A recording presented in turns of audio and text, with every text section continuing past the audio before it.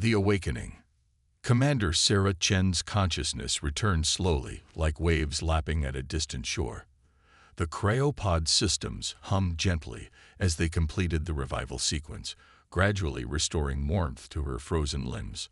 Her eyes fluttered open, adjusting to the dim blue emergency lighting that bathed the vast chamber in an ethereal glow. Revival sequence complete. "Welcome back, Commander Chen," the ship's AI announced in its familiar calm tone. "Current date is 3157 CE. You have been in cryogenic suspension for 247 years.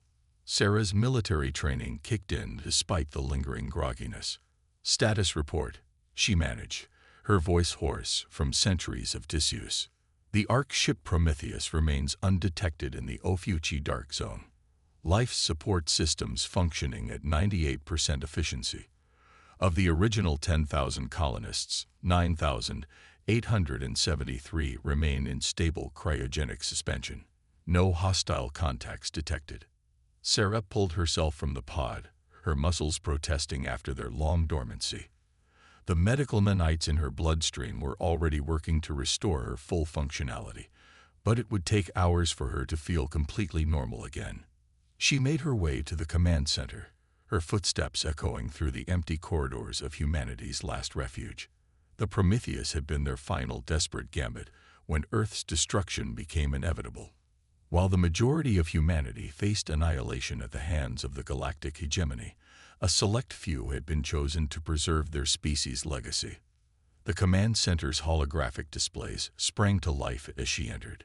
"Display current galactic political situation," she ordered. The AI compiled a comprehensive summary of the past 2.5 centuries.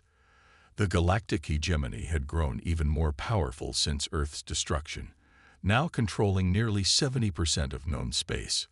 Their official history recorded humanity as an aggressive, unstable species that had destroyed itself in a civil war. The truth of their genocide had been buried under centuries of propaganda. "Display status of Project Phoenix," Sarah commanded next. This had been their real purpose, not mere survival, but resurrection. For centuries, the ship's automated systems had been executing a complex plan laid out by Earth's finest minds in their final days. The results exceeded her wildest expectations.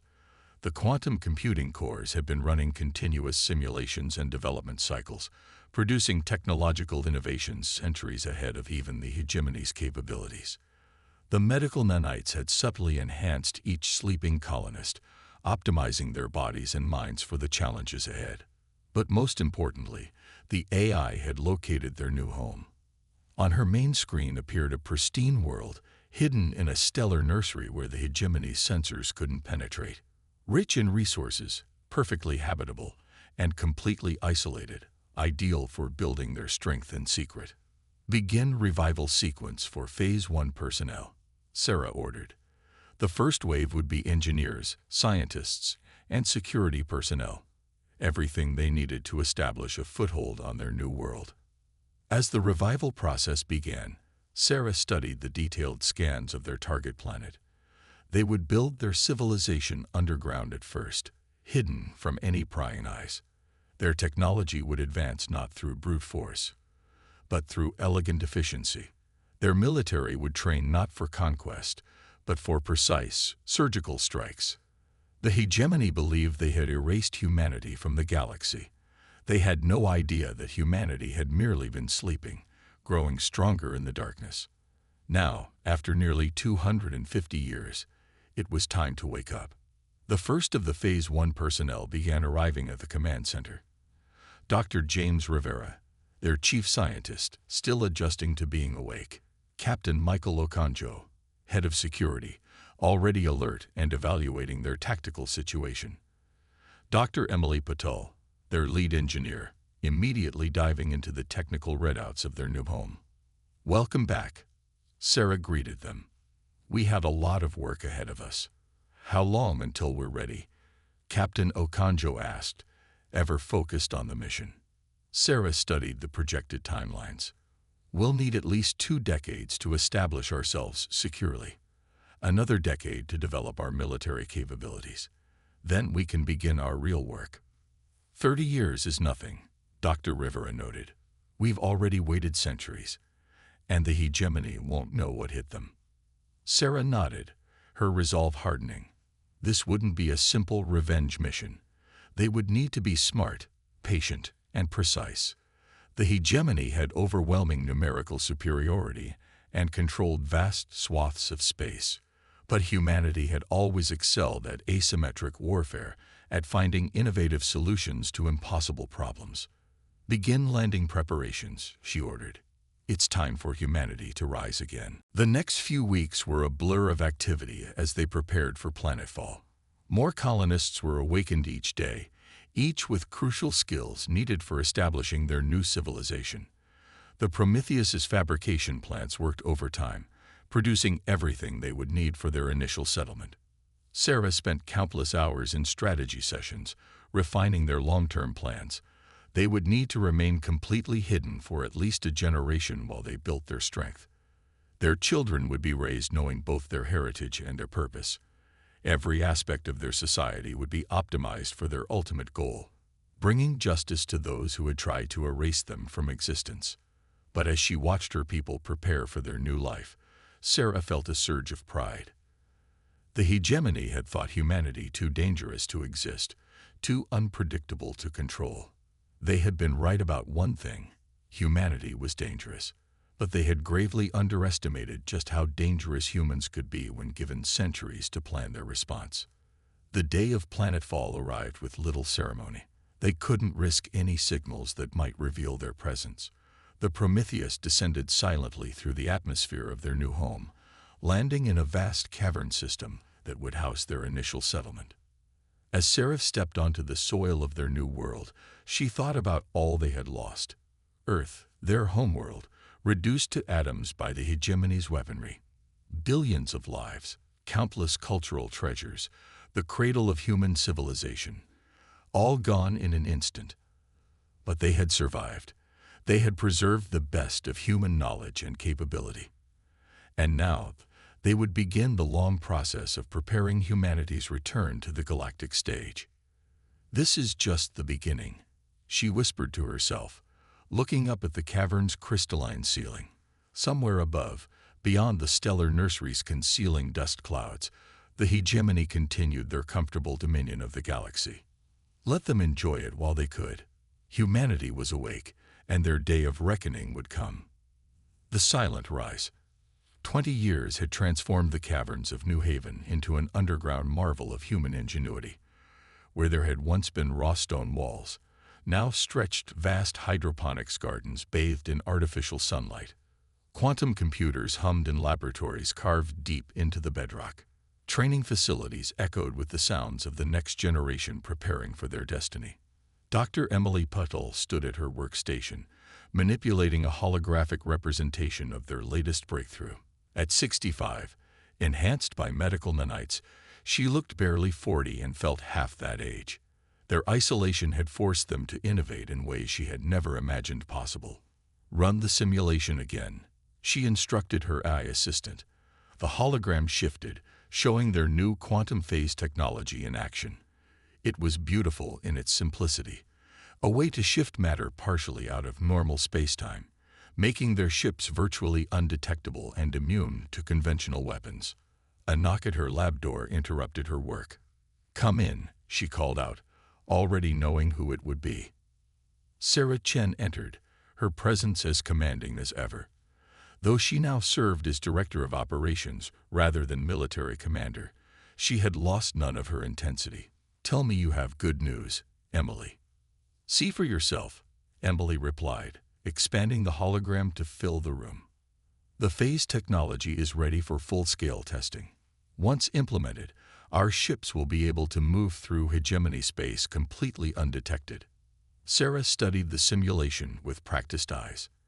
And the power requirements. Solved. The zero-point energy taps are producing more than enough power. We can outfit an entire fleet. A rare smile crossed Sarah's face. "Excellent. How are the infiltration units progressing?" Emily switched the display to show another project. Humanoid figures appeared, their features subtly altered to match various hegemony species.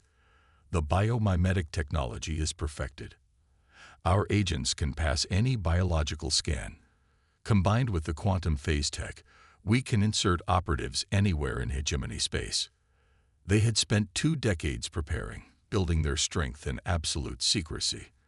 The first generation born on New Haven was now reaching adulthood, trained from birth in both warfare and deception. They numbered nearly 15,000 now, each enhanced by technology, far beyond anything the hegemony possessed. Director, Emily hesitated. There's something else you should see.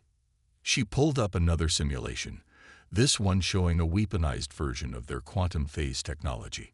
We can adapt the phase shift to create weapons that bypass any known shielding. 1 shot, 1 kill, regardless of defenses. Sarah's expression hardened. Can they be traced back to us? No. The technology is so far beyond current hegemony capabilities, they won't even understand how they're being hit. In another part of the complex, Captain Michael Okonjo watched as his newest class of recruits ran combat drills. They moved with inhuman precision, their movements enhanced by neural interfaces and nanite-augmented muscles. Each was a perfect fusion of human determination and advanced technology. Impressive, aren't they? A voice said beside him. It was James Rivera, their chief scientist, now heading their intelligence division. Michael nodded. How are their infiltration training scores? Perfect, as usual. They can mimic any hegemony species flawlessly, down to the smallest mannerism. The first teams are ready for deployment. The plan had always been multi-layered.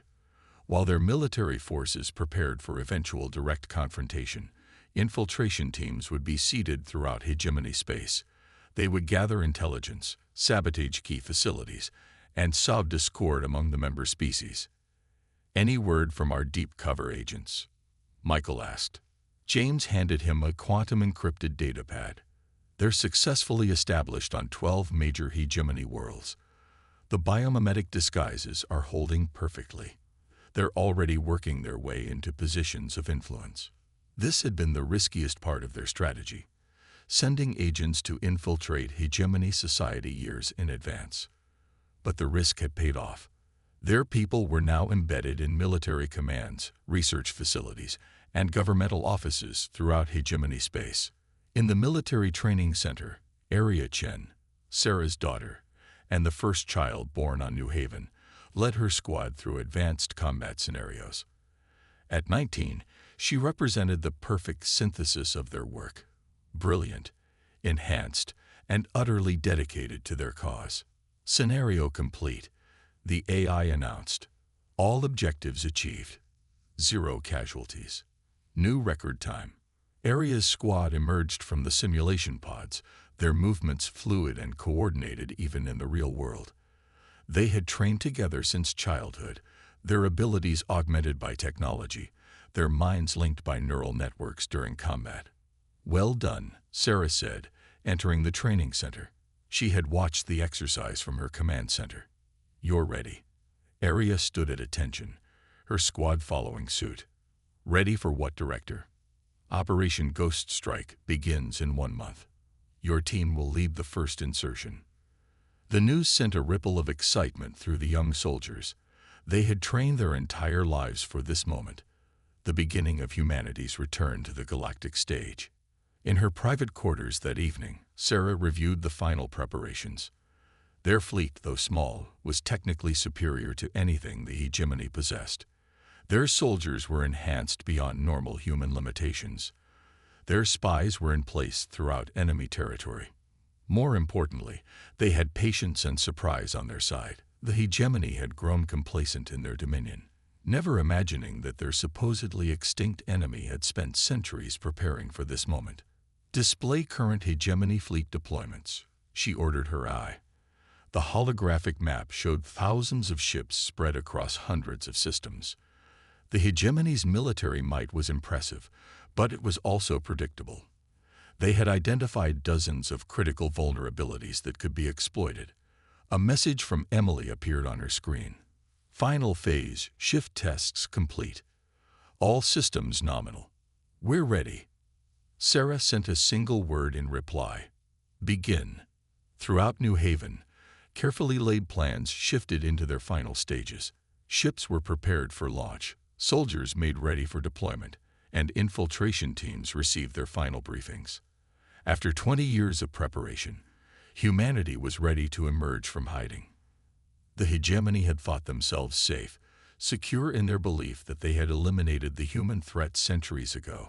They were about to learn just how wrong they had been. Humanity hadn't been destroyed. They had been evolving, advancing, preparing. And now, they were ready to show the galaxy exactly what humanity was capable of when pushed too far. Operation Ghost Strike.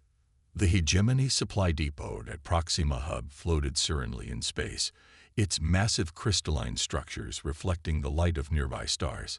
Hundreds of cargo ships arrived and departed daily, maintaining the complex supply chains that kept the hegemony's vast empire functioning. None of them noticed the invisible ships sliding through their midst, phase shifted slightly out of normal spacetime. Area Chen sat in the command chair of the Ghost, humanity's first phase shift-capable warship. Her neural implants connected her directly to the ship's systems, giving her instantaneous control and awareness of everything around them. Her squad, similarly connected, functioned as extensions of her will. All teams in position, reported Lieutenant Maya Santos, her second-in-command. Phase synchronization stable. We are completely undetectable. Area acknowledged with a thought. Their target was the depot's main quantum communications array, the heart of the hegemony's logistics network in this sector. Its destruction would create a cascade of supply problems throughout hegemony space, while simultaneously masking their other operations. Begin infiltration sequence. Area ordered. The Ghost's phase shift drive hummed silently as they passed directly through the depot's outer hull, their matter temporarily existing in a different quantum state than the station's structure. Deep within the hegemony's capital world of Centaurus Prime, another part of Operation Ghost Strike was already in motion. David Rivera, son of James Rivera, and one of their deepest cover agents, sat in his office at the Hegemony Military Command. His biomimetic disguise was perfect. To all scans and observations, he appeared to be a high-ranking Centauran official. Signal received, his neural implant informed him. Operation Ghost Strike is active. David allowed himself a small smile as he initiated his part of the plan. For 3 years, he had been carefully inserting subtle vulnerabilities into the hegemony's military communication protocols. Now, with a few keystrokes, those vulnerabilities would become active. Back at Proxima Hub, Area's team moved through the station like ghosts, phase shifting through walls and barriers. The quantum communications array lay ahead, its massive processors handling millions of transmissions per second. Charges set, reported Maya. They had planted phase-shifted quantum demolition charges at key points throughout the facility.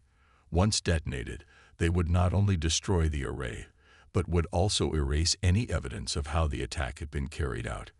All teams, prepare for Phase 2, Area commanded. This was where timing would be critical.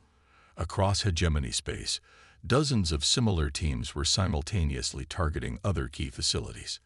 The coordinated strike would create confusion and panic, while preventing any effective response. In the New Haven Command Center, Sarah Chen watched as real-time data flowed in from their operatives. Status report, she ordered. All teams in position, reported Michael Okonjo. Waiting for your command. Sarah took a deep breath. This moment had been centuries in the making. Execute Operation Ghost Strike. Across hegemony space, human agents activated their devices simultaneously. On hundreds of worlds, carefully planted quantum viruses began spreading through computer networks. In major military installations, phase-shifted explosives detonated silently. Communication arrays went dark, supply lines were severed, and carefully harvested intelligence began leaking to various hegemony species. At Proxima Hub, Area gave the command. Detonate charges. The quantum communications array exploded spectacularly, The phase-shifted explosives bypassing all safety systems and protective shields. Similar explosions blossomed across the station as secondary targets were eliminated. The Ghost and its sister ships were already moving away, completely undetected, as chaos erupted behind them. The hegemony's response was exactly as predicted: confusion, disarray, and mounting panic as reports flooded in from across their territory. Their mighty military found itself partially blind and deaf, unable to coordinate effectively. Crucial supply lines were severed, and their supposedly secure networks were compromised. David Rivera watched from his office as the hegemony high command descended into chaos. Emergency meetings were called, accusations flew between different factions, and no one could explain how their most secure facilities had been breached simultaneously. Phase 1 complete, he transmitted securely to New Haven. Moving to Phase 2. Phase 2 was perhaps the most psychologically devastating part of their plan. Using his access to hegemony communications, David began releasing carefully selected pieces of information. Evidence of corruption among high-ranking officials, proof of one species exploiting another, and hints of ancient crimes covered up by the current regime. In the New Haven Command Center, Sarah watched as the operation unfolded. Status of our infiltration teams. All teams reported success. Michael confirmed. 0 casualties. No detection. The phase shift technology worked perfectly. Emily Patel's voice came over the comm system. The hegemony's attempts to track the attacks are failing completely. They have no defense against our quantum phase technology, and no way to trace it back to us. This was just the beginning. Operation Ghost Strike had been designed not just to damage hegemony infrastructure, but to create deep psychological impacts.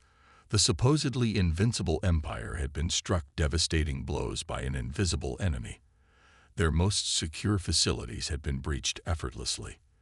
Their careful control of information was crumbling. More importantly, seeds of doubt and discord were being planted among the hegemony's member species. Ancient grievances were being rekindled, suspicions aroused, and carefully maintained alliances strained. Aria's voice came through the command channel. Ghost Squad returning to base. Mission accomplished. The hegemony's logistics network in this sector is completely destroyed. Sarah allowed herself a moment of pride. Her daughter had performed perfectly, as had all their forces. Centuries of preparation had paid off. Their technology worked flawlessly. Their people executed their missions precisely, and the hegemony had been caught completely unprepared. Begin Phase 3 preparations, she ordered. It's time to let them know who they're dealing with. The final phase of Operation Ghost Strike would be the most dramatic, revealing to the galaxy that humanity had survived, that they had evolved beyond anything the hegemony could imagine, and that they had returned to claim justice for Earth's destruction. The hegemony was about to learn that their greatest mistake hadn't been attempting to destroy humanity. It had been failing to finish the job. The Great Deception. The Hegemony Council chamber on Centaurus Prime erupted in chaos as the holographic message played. The figure speaking was unmistakably human, though far more advanced than the species they had thought extinct centuries ago. "We are humanity," Sarah Chen's image declared, her voice echoing through the vast chamber. "You tried to erase us from existence. Instead, you forced us to evolve, to become something far more dangerous than you could have imagined. The attacks you've experienced are just the beginning." High Counselor Vexthor, supreme leader of the hegemony, watched in barely contained rage as the human's message continued. Around him, representatives of 100 species argued frantically, their carefully maintained political alliances crumbling in the face of this impossible threat. In his disguised form, David Rivera observed the chaos with satisfaction. Months of carefully planted evidence had led to this moment. The hegemony's member species were turning on each other, each suspecting the others of either collaborating with the humans or using the crisis to gain political advantage. The data breach originated in the Arcturus sector, accused the Proximan representative, his crystalline form glowing with anger. Your people have always resented our control of the trade routes. The Arcturan delegation bristled at the accusation, their scaled faces showing offense. We suffered the worst attacks. Our primary shipyards are destroyed. This is clearly the work of the Syrian Confederation. From her hidden command center on New Haven, Sarah watched the political implosion with grim satisfaction. Status of Phase 4, she asked. Emily Patel's voice came through the quantum comm. The targeted virus is spreading through their networks exactly as planned. Every piece of evidence they discover leads them to suspect each other rather than look for external threats. This had been the brilliance of their plan, not just to attack the hegemony, but to make them destroy themselves from within. Centuries of suppressed rivalries and resentments were being skillfully manipulated, turned into weapons more devastating than any physical attack. Aboard the Ghost, Aria led her team on an even more audacious mission. Their phase-shifted ships slipped through the defenses of a major hegemony military installation, their presence completely undetectable. Their target, the hegemony's central military database. Beginning data injection, Maya reported. They weren't here to destroy or steal. They were here to plant evidence. Carefully crafted records suggesting decades of secret military buildups by various member species, hidden weapon development programs, and plans for internal coups. How long until the hegemony discovers the planted data? Aria asked. They'll find exactly what we want them to find. Exactly when we want them to find it. Maya replied with a slight smile.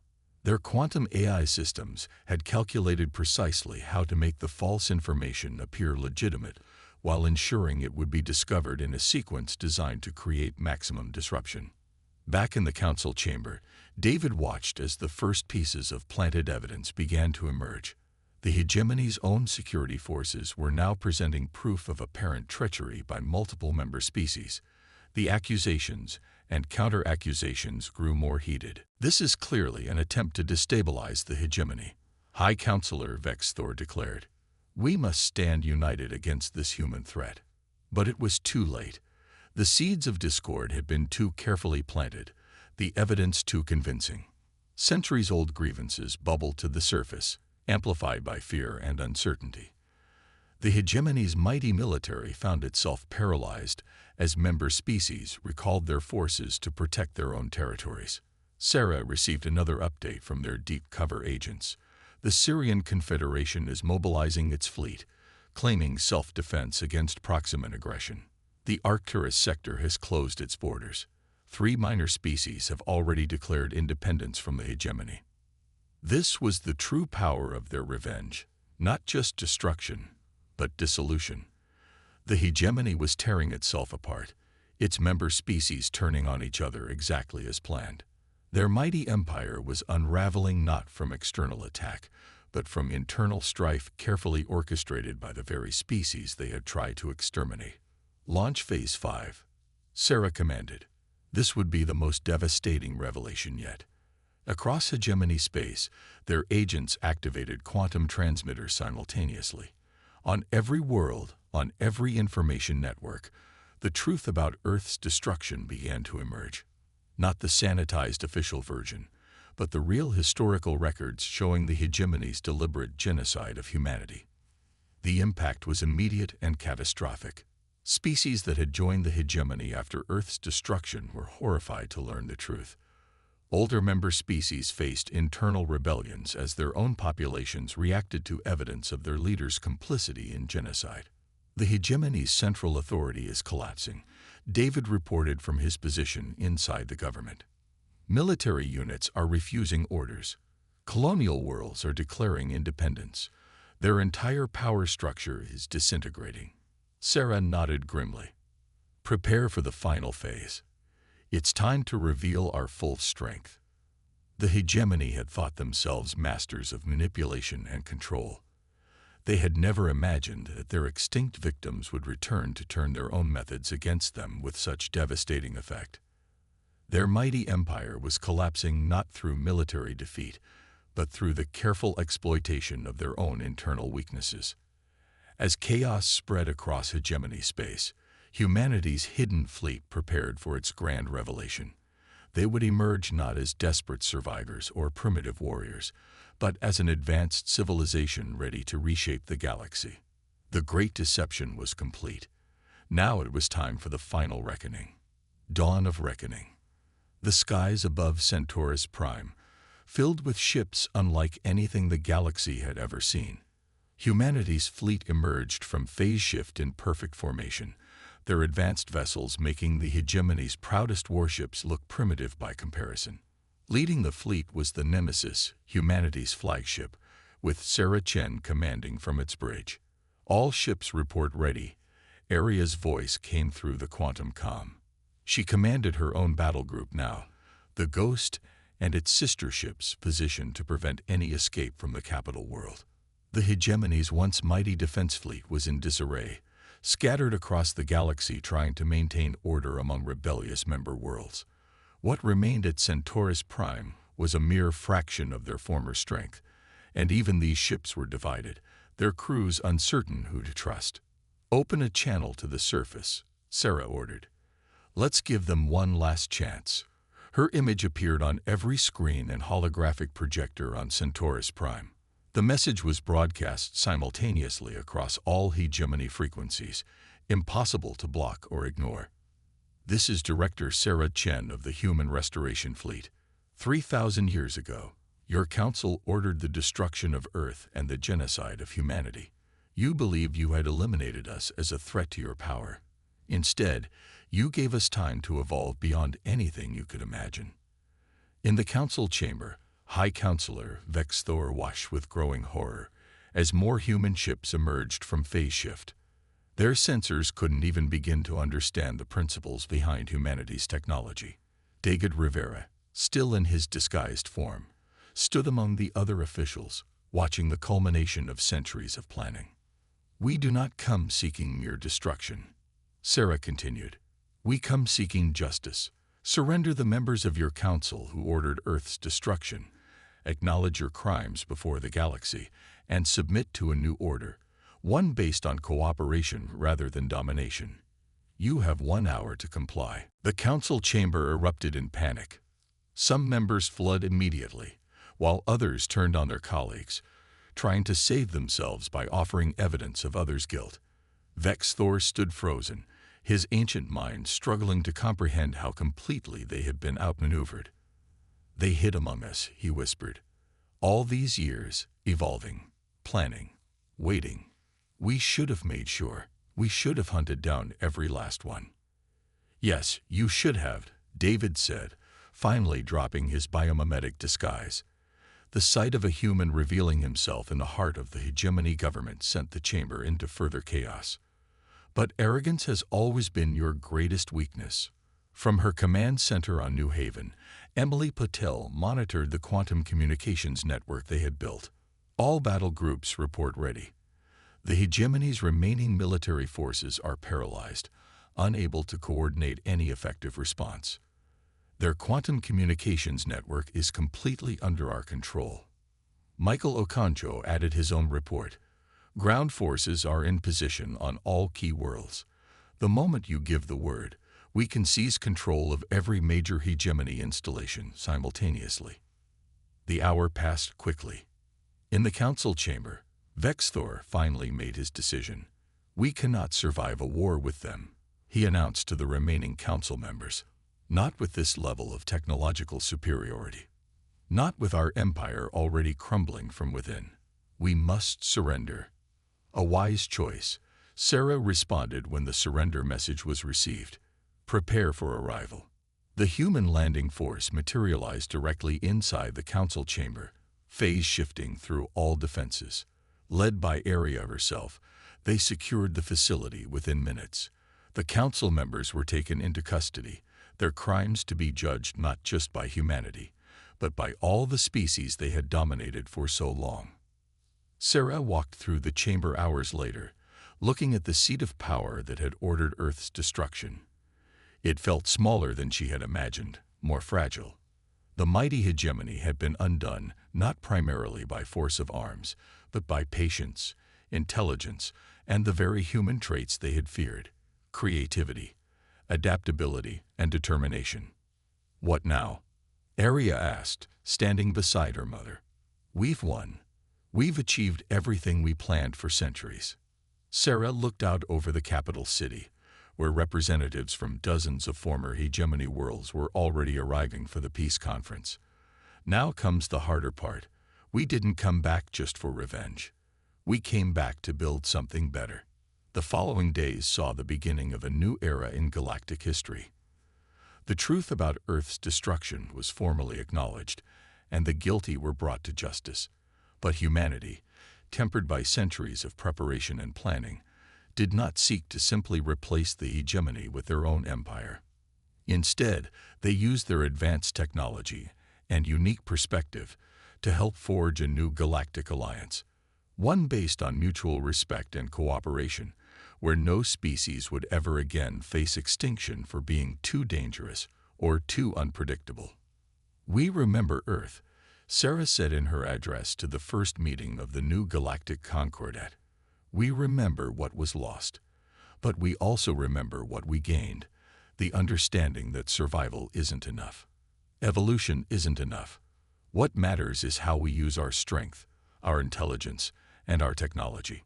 On New Haven, the quantum computers continued their calculations, pushing the boundaries of science even further. The phase shift technology that had given humanity such an advantage was now being adapted for peaceful purposes, revolutionizing transportation and exploration throughout the galaxy. The human population began to grow again, no longer confined to their hidden world. They emerged not as conquerors, but as teachers, leaders, and partners in building a new future. Their experience had taught them the true meaning of power, not the ability to destroy, but the wisdom to know when not to. 3,000 years after Earth's destruction, humanity had achieved more than revenge. They had proved that their greatest strength wasn't their technology, their intelligence, or even their determination. It was their capacity to rise above the desire for mere vengeance and create something greater from the ashes of the past. The dawn of reckoning had come, but with it came the dawn of a new age. The galaxy would remember not just how humanity returned from extinction, but how they turned an act of genocide into the foundation for a better future for all species. In the end, that was the greatest revenge of all.